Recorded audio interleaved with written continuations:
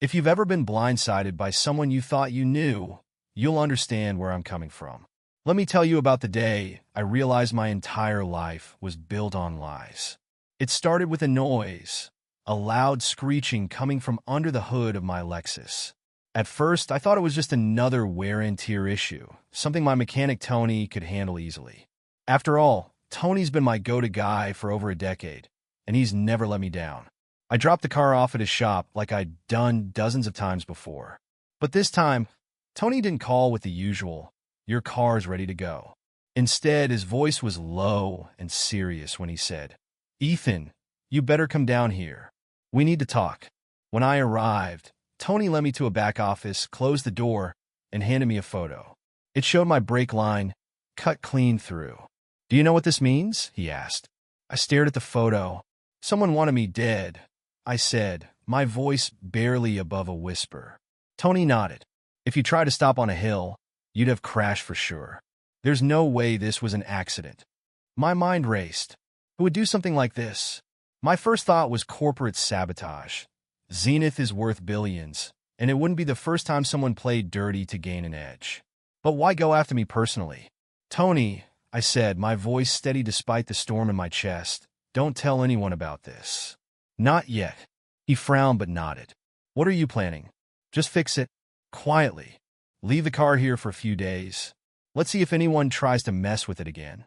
I left Tony's shop in a rental car, a clunky blue sedan that screamed middle management instead of tech executive. When I pulled into the driveway of our house, a sprawling modern place on a cul-de-sac surrounded by woods, I noticed something strange. Sophia's car was in the garage, but the house was eerily quiet. Sophia usually worked out in the mornings or went to lunch with her friends. Coming home early, I thought I'd surprise her, maybe even have lunch together. When I walked into the kitchen, I found her standing at the counter, her back to me. I must have startled her, because she dropped the glass she was holding. It shattered on the floor, and she whipped around, her face pale. "Ethan, what are you doing here?" It wasn't her usual cheerful greeting. Her voice was high-pitched, almost panicked. "I live here," I said with a small laugh, trying to put her at ease. "Thought I'd take the afternoon off. Everything okay?" She smiled, but it didn't reach her eyes. "Yeah, of course. You just caught me off guard. Let me clean this up, and I'll make us some coffee." She bent down to pick up the shards, and for a moment I thought I might be imagining things. Maybe she was just surprised to see me home early. But then I noticed her hands trembling. After cleaning up the mess, Sophia said she needed a quick shower before we went out for lunch. I nodded and watched her retreat to the bedroom. A few minutes later, I heard the shower running. That's when I heard her voice, low, urgent, coming from behind the bathroom door. "No, he's here now." "I don't know why." "No, I'm not going to say anything. Just stay calm." I froze. Who was she talking to? And why did she sound so rattled? "BJ," she said, her voice softer but still audible. "We'll figure it out. Just don't panic, okay? Bye." I waited until I heard her hang up before stepping away from the door. BJ. My stomach dropped. Brad Carter. My best friend since college. He'd been there when I started Zenith, helping me navigate the cutthroat tech world. Why was Sophia talking to Brad? And why was she telling him not to panic? That night, I couldn't shake the feeling that something was wrong. Sophia acted like everything was normal. She made my favorite dinner, grilled salmon with lemon butter, and even suggested we open a bottle of wine. But as we ate, I couldn't stop replaying her phone call in my head. She laughed and joked like nothing was bothering her, but I couldn't help noticing the little things. The way her eyes darted away when I asked her about her day, the way she avoided talking about her plans for the week. I played along, pretending everything was fine, but deep down I knew it wasn't. The next morning, I sat in my office at Zenith, staring blankly at my computer screen. Normally, work was my refuge, a place where logic and precision ruled. But not today. My thoughts kept circling back to Sophia's phone call, her panicked tone, and the name BJ. I decided to act. I picked up the phone and called Brad Carter, my head of security. Brad and I had been through thick and thin, building Zenith from scratch. If there was anyone I could count on, it was him, or so I thought. "Brad," I said, keeping my voice casual, "I've got a strange feeling about our accounts. Can you run a quiet audit for me? Just make sure everything's in order. Sure thing, Ethan, Brad replied. Anything in particular I should look for? Nothing specific, I lied. Just a hunch. I hung up, leaning back in my chair. I had no intention of tipping Brad off about my suspicions. If he was clean, the audit would come back fine. But if he wasn't, I needed to be ready. Later that afternoon, I decided to poke around on our home computer. Sophia rarely used it, preferring her phone for most things. But I'd seen her on it occasionally, checking emails, writing lists, or so I thought. When I tried to open her files, I hit a wall. Everything was password protected. That was unusual. We'd never kept secrets from each other, or so I'd believed. What could she possibly have to hide? Curiosity turned to frustration, and frustration to unease. I couldn't shake the feeling that whatever was behind those passwords wasn't good.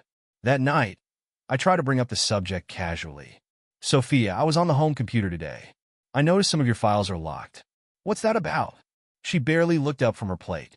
Oh, just some personal stuff? Old emails and things. Why? Just curious, I said, keeping my tone light. But her answer didn't sit right with me. The next day, I took things a step further. I called Michael Ashford, a private investigator I'd worked with a few times when Zenith was dealing with corporate espionage. Michael was smart, discreet, and relentless, exactly what I needed. Michael, I said, I've got a personal matter I need you to look into. Can you meet me after hours? We met that evening at a quiet cafe across town. I laid it all out for him. The brake line sabotage, Sophia's phone call, and my suspicions about Brad. Michael listened without interrupting, his sharp eyes never leaving mine. When I finished, he nodded. I'll need access to your house. Can you get Sophia out for a few hours? I arranged for Sophia to meet some friends for lunch the next day, giving Michael and his team the window they needed. By the time she got back, my house was rigged with surveillance cameras, and her phone and purse were discreetly bugged. Michael promised to work quickly, but the waiting was unbearable. I went through the motions at work, attending meetings and signing contracts, but my mind was elsewhere. Every time my phone buzzed, my heart skipped a beat. Finally, 3 days later, Michael called. Ethan, you need to see this. When I arrived at his office, he handed me a laptop. On the screen was a video from one of the cameras in my house. Sophia was sitting at the kitchen table, her phone pressed to her ear. I told you, BJ, everything's fine, she said, her voice impatient. He doesn't suspect anything. I clenched my fists, feeling my pulse quicken. It's just taking longer than we thought, Sophia continued. But don't worry. Once it's done, we'll have everything we need. Michael paused the video and looked at me. That's not all. We've been tracking some financial activity at Zenith. It looks like money is being funneled into dummy accounts. Over $2 million so far. I stared at him, trying to process what I was hearing. Sophia, Brad, dummy accounts, money laundering, and possibly murder. Michael handed me another folder. Inside were phone records, emails, and receipts. Proof that Sophia had been meeting with Brad in secret. The pieces were falling into place, but I didn't want to believe it. I drove home that night in a daze. Sophia greeted me with a smile, asking how my day was. I forced a smile back, my heart heavy with the weight of what I now knew. This wasn't just a betrayal. This was a conspiracy, and I wasn't done uncovering it yet. The morning after Michael handed me the first round of evidence, I woke up feeling hollow but clear-headed. Speculation was no longer enough. I needed the whole truth about Sophia, Brad, and whoever else might be involved in their scheme.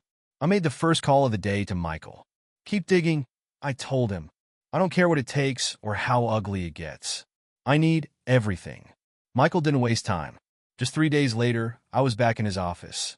He handed me a laptop and pressed play. This time, the footage wasn't just damning, it was nauseating. Sophia and Brad were sitting at my kitchen table, sipping coffee like it was a lazy Sunday morning. Brad leaned closer, his hand brushing hers, and said, "We can't rush this." Sophia laughed bitterly. Rush? Brad, we've been planning this for months. The brake line didn't work. What's your backup plan? Brad sighed and rubbed his temple. We wait. Give it a couple of weeks to let things cool down. Then we'll try again. Something less obvious this time. My stomach turned. Michael paused the video and handed me a printout of Sophia's text messages. Read these, he said grimly. One exchange caught my eye immediately. Brad, you sure he doesn't suspect? Sophia, positive. He's clueless. And soon, we'll be free of him for good. The room felt smaller as I clenched the paper in my fists. Michael's voice broke through my haze of anger. There's more. We traced the dummy accounts you mentioned. 2 of them funnel money directly to Brad's offshore accounts, but Sophia's been withdrawing from a third account under her maiden name, Harris. It looks like she's been setting herself up financially for months. The betrayal deepened. Not only had she conspired with Brad to kill me, but she was also skimming money for herself. Anything else? I asked, my voice colder than I'd ever heard it. Michael nodded and handed me another folder. Emails between Sophia and 2 Zenith employees, Ryan Mitchell and Eric Turner. She had affairs with both of them and tried to convince them to help her manipulate the company's finances. Neither went through with it, but the pattern is clear. I flipped through the emails, each line another blow to my trust. Sophia had turned my life into her personal scheme, using my company, my people, and my resources as her playground. That night, I couldn't focus on anything else. I sat in my home office, replaying the events in my head like a nightmare I couldn't wake up from. The break line, the dummy accounts, the affairs, the murder plot. Each piece fit together too perfectly. But there was still one more angle I hadn't explored. Sophia had a routine, and I intended to use it against her. The next morning, I waited for her to leave for her weekly tennis game before calling Michael. Can you check her locker at the club? I asked. Michael didn't disappoint. 3 hours later, he called me back. You're not going to like this, he said, his tone somber. He brought me another phone, one Sophia had hidden in her locker. The messages, photos, and recordings painted an even darker picture. There were explicit texts to Brad, flirty conversations with Ryan and Eric, and a voice memo that made my blood boil. Once this is over, I'm going to be rich and free. Brad just needs to get his act together. Michael's final blow came in the form of a video. He had installed cameras in the bedroom, and the footage made me sick to my stomach. Sophia was lying in bed with Brad, her fingers lazily tracing patterns on his chest. When this is done, it's you and me, right? Of course, Brad replied, smirking. And Ethan? She asked, her voice dripping with indifference. Brad chuckled. Ethan will be a distant memory. Watching that video, something inside me snapped. The disbelief I'd been clinging to evaporated, leaving nothing but cold, hard resolve. This wasn't just infidelity. This wasn't just theft. This was a coordinated attack on my life, my career, and everything I'd worked for. That evening, Sophia walked into the house like nothing had happened.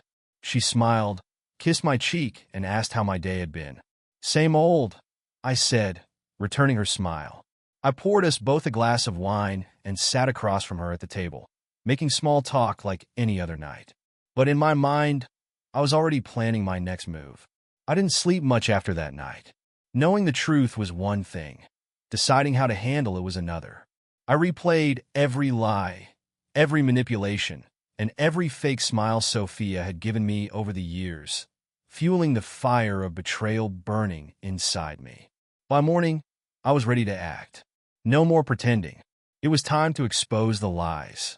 I started with Ryan Mitchell and Eric Turner, the Zenith employees who'd been entangled in Sophia's affairs. Both were scheduled to meet with me in my office that morning, separately.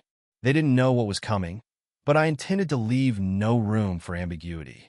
Ryan arrived first, looking uneasy as he stepped into my office. He wasn't his usual confident self, and I could see the nervous energy in the way he avoided my gaze. Ethan, what's this about? I leaned back in my chair, studying him for a moment before answering. Ryan, I know about you and Sophia. I know everything. There's no point in denying it. His face went pale, and his hands fidgeted in his lap. I don't know what you mean, he stammered. Ryan, I said calmly, I have the emails, the texts, the proof. What I want from you now is the truth.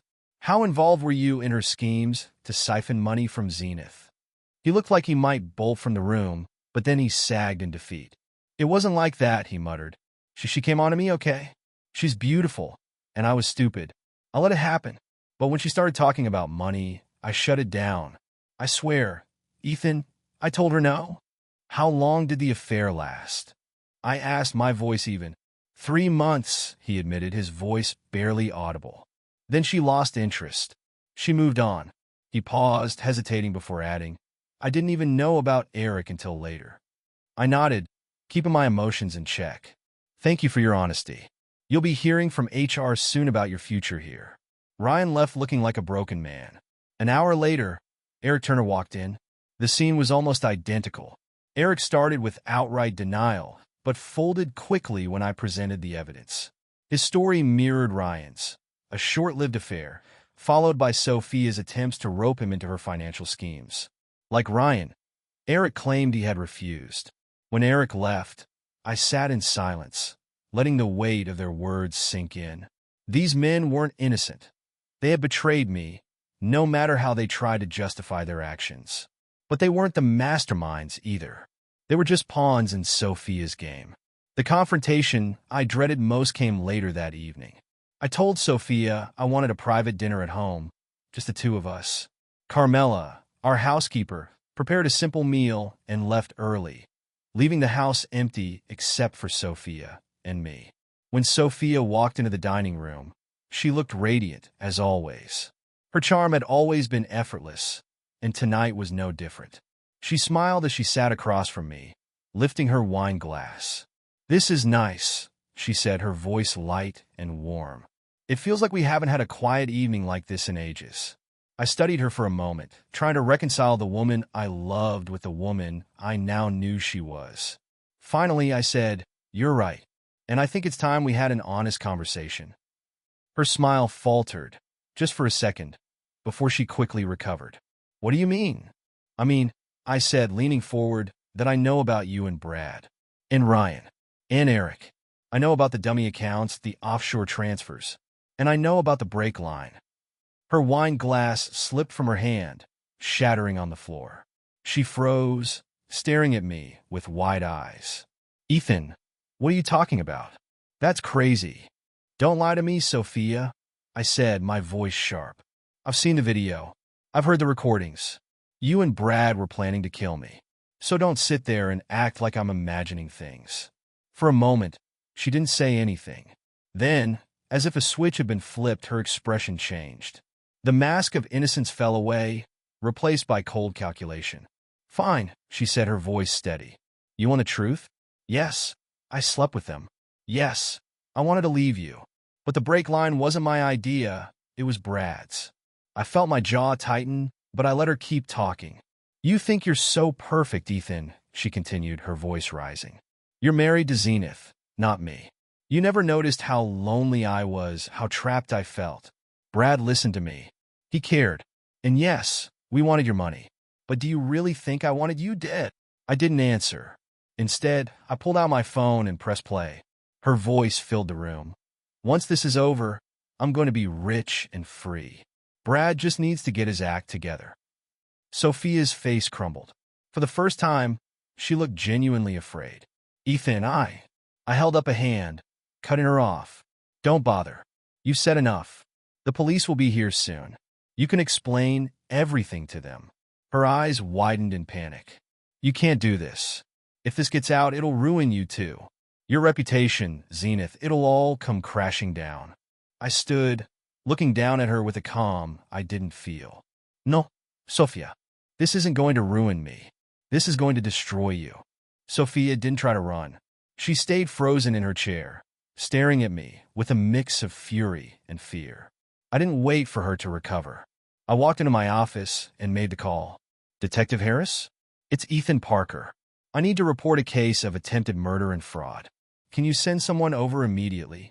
The detective agreed to meet at the house in an hour, but I wasn't done setting the wheels in motion.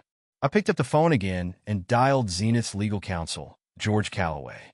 George was a shark, the kind of lawyer who thrived in corporate battles, and I knew he would handle this situation perfectly. George, it's Ethan, I said, keeping my tone professional. I need you to coordinate with HR and draft termination notices for Ryan Mitchell and Eric Turner, effective immediately. I'll also need a meeting with the board tomorrow to discuss this privately. George didn't ask for details, just gave his usual curt, "Consider it done." With the legal and corporate side in motion, I returned to the dining room. Sophia hadn't moved. When she saw me, her eyes narrowed. "You really think you can get away with this?" "I don't think," I said coldly. "I know." The sound of the doorbell interrupted our standoff. Detective Harris and two officers stood on the doorstep. I led them into my office, handed over the evidence Michael had collected: emails, text messages, video recordings, and financial reports. Harris skimmed through the folder, his expression hardening with each page. "This is substantial," he said. "We'll take her into custody tonight, but we'll need your official statement at the station tomorrow." "Understood," I replied. The officers escorted Sophia out of the house. She didn't scream or struggle. She didn't even look at me. She just walked out, her head held high, the picture of defiance. But this was only the beginning. Once the house was quiet again, I called Michael. "I need you to finalize everything on Brad Carter. I want his accounts frozen and his name on the police report. And if there's anything else, anything that connects him to Zenith, make sure it's airtight." Michael's voice was calm but firm. "I'm already on it, Ethan. You'll have what you need by morning." I ended the call and poured myself a drink. For the first time in days, I felt a sliver of relief. Sophia was out of the house, and the authorities were involved. But I knew this was far from over. The next morning, I arrived at the Zenith boardroom at 8 a.m. sharp. George had already briefed the board members, and their expressions ranged from shock to anger. "Thank you for coming on short notice," I began. "I won't sugarcoat this. Two of our employees, Ryan Mitchell and Eric Turner, have been involved in misconduct, including breaches of confidentiality and attempts to manipulate company finances. Effective immediately, they have been terminated." The board murmured among themselves, but I continued. "Additionally, I have evidence that Brad Carter, our head of security, has been embezzling funds and conspiring with external parties to undermine this company. I've already contacted the authorities, and Brad will be removed from his position immediately." The boardroom fell silent. Finally, one of the members, a sharp-eyed woman named Linda Farrell, spoke up. "Ethan, this is devastating, but it sounds like you've taken swift action. What's your plan to contain the fallout?" "We control the narrative," I replied. "This is a case of corporate sabotage, and we acted decisively to protect Zenith. George and his team will handle the legal side, while our PR firm crafts a statement emphasizing our commitment to integrity and security." The board nodded in agreement. By the time the meeting ended, I felt more in control than I had in weeks. But I wasn't just fighting for Zenith. I was fighting for myself. That afternoon, Michael sent me the final report on Brad. The evidence was damning. Financial transactions, recorded conversations, and surveillance footage tying him directly to the dummy accounts and Sophia's schemes. I forwarded everything to Detective Harris and scheduled another meeting with my legal team. Brad's days as a free man were numbered. But even as I plotted his downfall, I couldn't shake the feeling that this wasn't enough. Sophia and Brad hadn't just betrayed me. They tried to destroy me. If they thought they could walk away unscathed, they were about to learn just how wrong they were. Sophia didn't try to run. She stayed frozen in her chair, staring at me with a mix of fury and fear. I didn't wait for her to recover. There was too much to do, and every second mattered. I walked into my office and made the first call. "Detective Harris? This is Ethan Parker. I need to report a case of attempted murder, fraud, and conspiracy. Can you send someone over immediately?" Detective Harris didn't ask too many questions. We agreed to meet at the house in an hour. Hanging up, I felt a strange sense of calm. The truth was out, and the wheels were finally in motion. But I wasn't stopping with the police. I picked up the phone again and called George Calloway, Zenith's chief legal counsel. George had been with me since the early days of the company. He was relentless, sharp as a blade, and had zero tolerance for betrayal. "George, it's Ethan," I said, keeping my tone professional. "I need you to act quickly. Terminate Ryan Mitchell and Eric Turner. Draft the letters and have them escorted off the premises today. I also need an emergency board meeting tomorrow morning to address internal security issues." George didn't ask for details, which was one of the reasons I trusted him. "Consider it done, Ethan," he said simply. With the corporate side in motion, I returned to the dining room. Sophia hadn't moved from her chair. When she saw me, her eyes narrowed. "You really think you can get away with this?" she spat. Her voice dripped with venom, but there was an undercurrent of desperation. "I don't think," I said coldly. "I know." Before she could reply, the doorbell rang. Detective Harris and two uniformed officers stood on the porch. Without a word, I led them into my office and handed over the folder Michael had prepared. Emails, text messages, financial records, and video footage tying Sophia and Brad to the conspiracy. Harris flipped through the evidence, his expression growing darker with each page. "This is significant," he said. "We'll take her into custody tonight, but we'll need a full statement from you at the station tomorrow." "Understood," I said. The officers led Sophia out of the house in handcuffs. She didn't scream or fight. She didn't even look at me. Instead, she walked out with her head held high, like someone who still believed they could win. I closed the door behind them and took a deep breath. The house was quiet again, but I knew this was just the beginning. The next call I made was to Michael. "I want Brad Carter's accounts frozen by tomorrow morning. Whatever else you find, send it to me immediately. I need him on the police radar before the day is out." Michael's voice was steady. "We're already on it, Ethan. You'll have everything by sunrise." I poured myself a drink and sat in the empty dining room, letting the events of the evening sink in. Sophia was gone, the police were involved, and my company was secure for now. But I couldn't shake the feeling that it wasn't enough. The next morning, I arrived at Zenith's boardroom early, ready to address the fallout. George had already briefed the board members, and their faces reflected a mix of shock and anger. "Thank you for coming on short notice," I began, standing at the head of the table. "I won't sugarcoat this. Two of our employees, Ryan Mitchell and Eric Turner, have been involved in misconduct, including breaches of confidentiality and attempts to manipulate company finances. Effective immediately, they have been terminated." The room was silent as I continued. "Additionally, I have evidence that Brad Carter, our head of security, has been embezzling funds and conspiring with outside parties to harm this company. I've already contacted the authorities, and Brad will be removed from his position today." Linda Farrell, one of the senior board members, leaned forward, her sharp eyes fixed on me. "Ethan, this is serious. What's your plan to contain the damage?" "We take control of the narrative," I replied. "This is a case of corporate sabotage, and we acted decisively to protect Zenith. George and his team will handle the legal fallout, while our PR firm issues a statement emphasizing our commitment to integrity and security. Our swift action will show our strength." Linda nodded, and murmurs of agreement rippled through the room. By the time the meeting ended, I felt a measure of relief.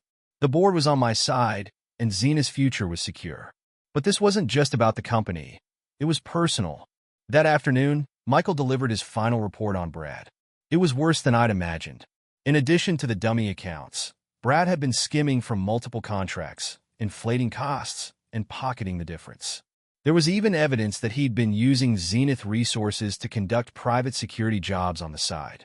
The file also included surveillance footage and phone records that linked Brad directly to Sophia's schemes. Their conversations were explicit, detailing plans to siphon money, fabricate legal claims, and eliminate me if necessary. I forwarded the entire package to Detective Harris and scheduled a follow-up meeting with George. Brad's days as a free man were over. But as I sat in my office, staring at the mountain of evidence, I realized that exposing them wasn't enough. Sophia and Brad had tried to destroy my life, my company, and my legacy. If they thought they could walk away from this with just a prison sentence, they were about to learn how wrong they were. Revenge wasn't just about justice. It was about making sure they paid for every ounce of betrayal, pain, and humiliation they'd inflicted. And I was only getting started. Sophia and Brad's arrest was just the beginning. They had underestimated me, thinking they could get away with their betrayal. They thought this would end with handcuffs and courtrooms. But I wasn't going to let them off that easily. The first step was ensuring their reputations were utterly destroyed. I called Nancy Baird, the head of the PR firm Zenith had worked with for years. Nancy was sharp, strategic, and a master of crafting narratives. "Nancy, I need your best team on this," I said. "This is about more than protecting Zenith. It's about sending a message. I want the story of their betrayal out there. I want everyone to know exactly what they did." She didn't hesitate. "We'll make sure the story is airtight. By the time we're done, Sophia and Brad will be unrecognizable." While Nancy and her team got to work, I reached out to my personal attorney, Alan Roswell. Alan was a bulldog in the courtroom and a relentless negotiator. "Alan," I began, "I need you to file a civil suit against Sophia. I want to freeze every asset in her name, joint accounts, investments, anything we've shared. If there's a penny she can access, I want it locked down." Alan was already jotting notes. "What about the house?" "She's not getting it," I said firmly. "It's in my name, and I'll fight to keep it. She can rot in a motel for all I care." With Alan handling the legal angles, I turned my attention to Brad. He wasn't just a conspirator. He was a liability. He had access to Zenith's inner workings, and I couldn't take any chances. I called Michael again. "I want a deep dive into Brad's connections. I need to know who he's been working with outside of Sophia. Anyone who's been helping him needs to be exposed." Michael's voice was steady. "We've already found a few leads. He's been contracting private security jobs on the side, some of which involved questionable clients. I'll send you the details by tomorrow." The next day, Michael delivered a thick file of evidence. Brad had been running a network of side hustles, using Zenith's resources to enrich himself. From falsified expense reports to shady deals with subcontractors, his corruption ran deep. I sent everything to the police and filed an additional report with the SEC. By the time I was done, Brad wouldn't just be facing fraud charges. He'd be dealing with federal investigators. Meanwhile, Nancy's PR team worked tirelessly to control the public narrative. Within a week, major news outlets were running the story. Billionaire tech CEO betrayed by wife and head of security in murder plot and fraud scandal. The headlines were brutal. Sophia and Brad became household names, symbols of greed and betrayal. The public backlash was swift and merciless. Social media was flooded with commentary, memes, and outrage. But I wasn't done. I wanted Sophia to feel the full weight of what she had done. I arranged for all her tennis friends and social circles to receive the story directly. The people she once charmed and manipulated now saw her for who she really was. Invitations stopped. Her phone calls went unanswered. I even reached out to her parents, David and Margaret Harris. They had always adored Sophia, but I knew they valued their reputation more than anything. "David," I said during the call, "I want you to know the truth before it hits the news. Sophia wasn't just unfaithful. She tried to have me killed. The evidence is overwhelming." David was silent for a long moment. Finally, he said, "Ethan, I don't know what to say. It's unthinkable." "I know," I replied. "I thought you deserved to hear it from me first." After that call, I heard through mutual friends that Sophia's parents had cut off contact with her. Her betrayal was too great, even for them to overlook. As for Brad, his fall from grace was just as severe. When his wife, Rachel, learned the full extent of his actions, she filed for divorce immediately. She took their 2 kids and moved to another state, leaving Brad to face his legal battles alone. With every passing day, Sophia and Brad's lives unraveled further. Their assets were frozen, their reputations shattered, and their allies gone. They had gambled everything, and they had lost. But I wasn't doing this out of spite. This was about justice. They had tried to destroy me, and I was making sure they would never have the chance to hurt anyone else again. By the time I sat down with my legal team to finalize the divorce proceedings, I felt an overwhelming sense of closure. Sophia had no bargaining power. The evidence against her was so damning that she agreed to the terms without a fight. She walked away with nothing. No house, no money, and no support. The court even ruled that she owed me restitution for the funds she had siphoned. As I left the courthouse that day, I felt a weight lift off my shoulders. The people who had betrayed me were finally paying the price, and I was free to rebuild my life. But I wasn't done rebuilding yet. The dust had begun to settle. Sophia was out of my life, her reputation in tatters, and Brad was facing charges that would keep him tied up in court for years, if not decades. I should have felt triumphant. But life is a way of throwing one last punch when you think the fight is over. It was a rainy Tuesday afternoon when Michael called me, his voice tense. "Ethan, you need to come by the office. We've uncovered something you're going to want to see." I didn't ask questions. 20 minutes later, I was sitting across from him, staring at another folder on his desk. Michael didn't waste time. We've been going through the offshore accounts and tracing the transactions. "Initially, it all pointed to Brad and Sophia," he said, sliding the folder toward me. "But there's another name tied to the money." I opened the folder and froze. The name on the documents wasn't one I expected. It was George Calloway, Zenith's trusted legal counsel, and someone I had relied on for years. "What the hell is this?" I asked, my voice low and sharp. "George has been siphoning money out of the company for years," Michael explained. "It seems he used Sophia and Brad's scheme as cover, but the trail goes back much further. He's embezzled millions, and it looks like he was helping them launder some of the stolen funds." I leaned back in my chair, trying to process the information. George had been in the boardroom with me, helping me strategize against Sophia and Brad. All the while, he'd been running his own scam right under my nose. "Is there proof?" I asked, already knowing the answer. Michael nodded. "Plenty. We got the accounts, the transfers, and even emails where he coordinated with Brad. He's been very careful, but not careful enough." The betrayal hit differently. Sophia's actions had been personal, a knife in the back from someone I thought I loved. But George?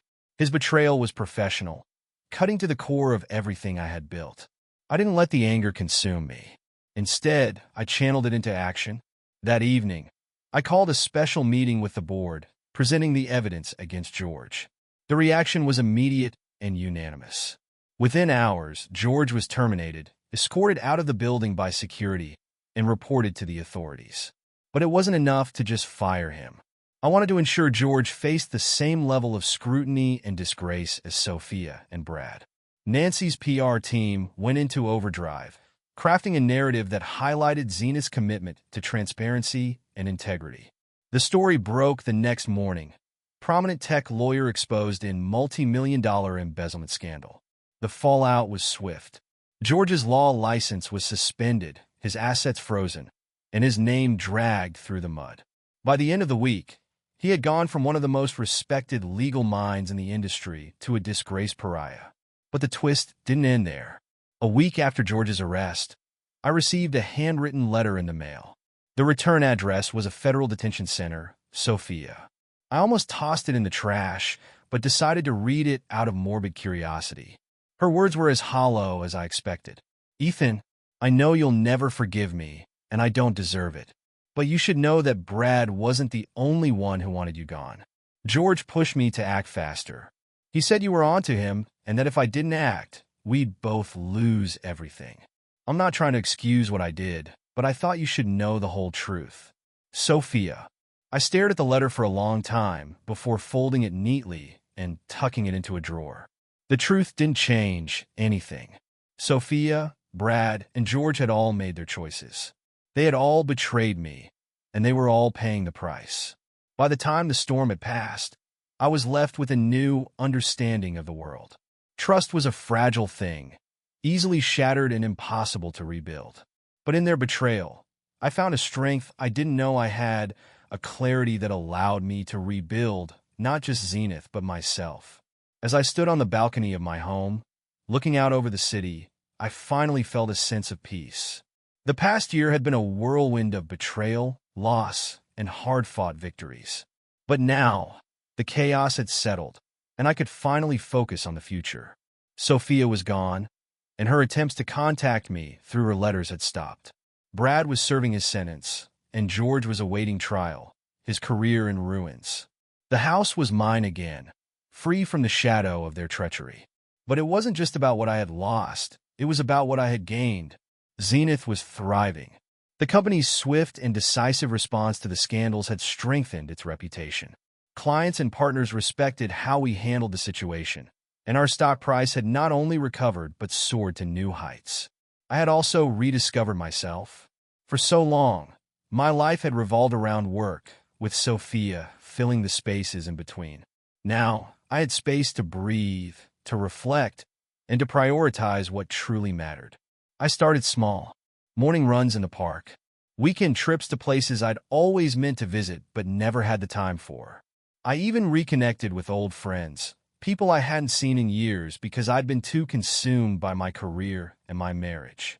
One of those friends, Olivia, had been a constant source of support throughout the ordeal. She was smart, funny, and kind, everything I had once thought I saw in Sophia but hadn't. Over time, our friendship deepened, and for the first time in years, I felt the beginnings of something real and hopeful. The biggest lesson I'd learned was about trust. I had been naive, too quick to believe in people without seeing them for who they truly were. That was a mistake I would never make again. But I hadn't let the betrayal make me bitter.